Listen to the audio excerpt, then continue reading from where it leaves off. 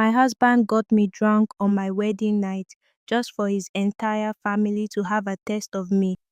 I didn't move, I couldn't. The air in the room had changed, thicker, colder, like something ancient had just woken up. The breathing behind me grew louder, closer. It wasn't fast, it was calm, measured, like it had all the time in the world. Slowly, I turned my head. Nothing. The room was still dark. The candles were flickering again, but the light was too dim to see much. The heart in the glass case was still beating, louder now, like it was responding to the thing I couldn't see. I reached for the flashlight, but my hand was shaking too badly to hold it steady. The beam danced wildly across the walls until it landed on something, a figure, in the corner, not moving, not blinking, dressed in black, face hidden under a veil. I backed away slowly. My foot hit something on the floor, a loose tile. It echoed.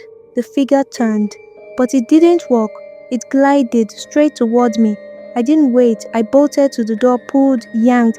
Nothing. It was locked. No handle from inside. Please, I whispered, pounding on the wood. Please let me out. Behind me, silence. I turned again. The figure was gone. Just gone. But the whisper came back. Not from the corner this time, from the walls. You've been chosen. I dropped to the floor shaking, heart slamming against my chest. My fingers fumbled for the journal in my coat pocket. I opened it blindly, flipping pages until one stopped me. Once the heart recognizes her, there's no turning back. I didn't understand. The heart, that thing in the glass, why was it beating for me? Suddenly the door creaked open on its own, just slightly. I didn't think. I ran. Back through the hall, past the portraits, past the staring eyes. I didn't stop until I reached the bedroom. Michael was still asleep, or pretending. I stood in the doorway, staring at him, watching the slow rise and fall of his chest. He looked so peaceful, too peaceful, like a stranger wearing my husband's skin. I slipped under the sheets, eyes wide open. Sleep didn't come, but the voice did. You belong to us now. I didn't sleep that night, not after reading Eleanor's journal. The words replayed in my head over and over. They'll come for me tonight. If anyone reads this, run. Run? To where? The house was isolated. The gates were locked. Even the staff moved like shadows, silent, careful, watching. I felt trapped. I slipped the journal under the mattress, wrapping it in an old scarf I found in one of the drawers. If anyone found it, I didn't know what they would do, but something told me I wasn't supposed to have it. Morning came too soon. At breakfast, everything seemed normal, but it wasn't. It was all too perfect, too quiet. Michael greeted me with a kiss, smiling like nothing was wrong. His mother poured me tea. Her hand trembled just slightly. Her smile didn't reach her eyes. His father didn't speak.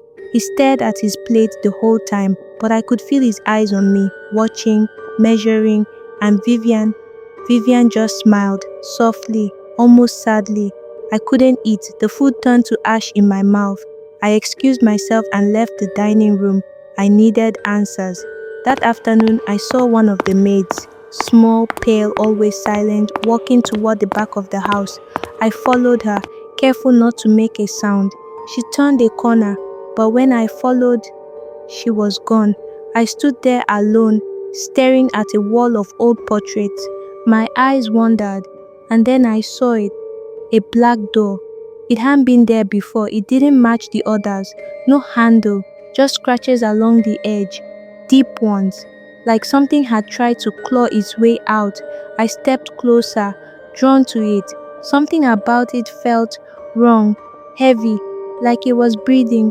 Then I heard footsteps behind me. I turned quickly. Michael. He looked calm, too calm. You shouldn't be here, he said, voice low. I got lost, I lied. He didn't believe me. I saw it in his eyes. Still, he smiled. You're curious, he said. That can be dangerous in this house. His hand touched my arm, gentle but firm. Promise me you won't wander off like that again. I nodded slowly, but inside I was screaming. because I would go back. I had to. That night I waited. I lay in bed beside Michael, pretending to sleep until his breathing deepened. Then I slipped out of bed, grabbed Eleanor's journal and a flashlight, and padded silently through the hallway, back to the door.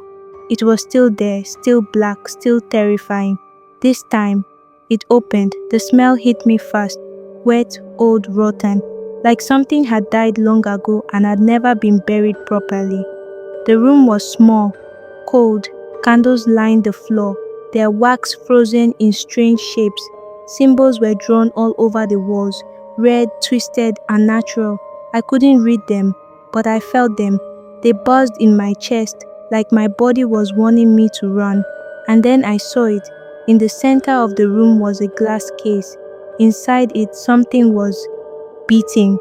A heart, still alive, still moving. I stumbled backward, hand over my mouth. Then I heard it.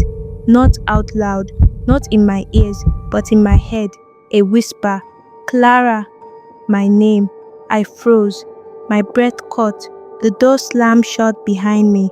Darkness swallowed the room. I turned, and I wasn't alone. Someone was breathing behind me. Slow, deep, getting closer. I didn't sleep, not even for a second. My eyes stayed fixed on Michael's back, rising and falling in perfect rhythm. Too perfect, as if he knew I was watching. By morning, my body ached from tension, but I couldn't stay in that room any longer.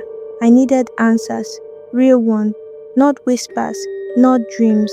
Michael had stepped into the shower. I took the chance to search. His drawer, his side of the closet, his nightstand, nothing unusual, until I looked under the bed. There was a box, old, wooden and locked, but the lock was loose, rusted over time. I pried it open with the metal end of a hairpin. Inside, letters, dozens of them. I grabbed a handful and shoved them into my robe pocket. Just as I stood, I heard the water stop. I rushed out, heart hammering. Back in the hallway, I slipped into the room at the far end, the one with the dusty blue drapes, the one no one ever went into. I shut the door and pulled out the letters.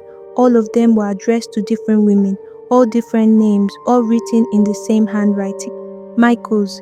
Each letter was romantic at first, then cold, then terrifying. You were beautiful, you were perfect, but beauty fades and perfection never lasts. The family thanks you, your part is done. I felt sick. Each letter ended the same way. You belong to the house now. I stood up, shaking. I backed toward the door, but froze, because just outside the keyhole I saw it, an eye, watching me. I didn't scream, I didn't move. The eye blinked and then disappeared. I waited in silence, pressed against the cold wall. Minutes passed, or hours, I wasn't sure. Then I opened the door. No one was there, but on the floor right in front of the door was a photograph, black and white, old, faded. It was me, wearing the same robe I had on now, standing in that exact room. Behind me, Michael and his entire family, smiling. Only one problem, the photo was dated 1963, and I was sure I wasn't born then. Follow the stories beyond, and get ready for episode 3.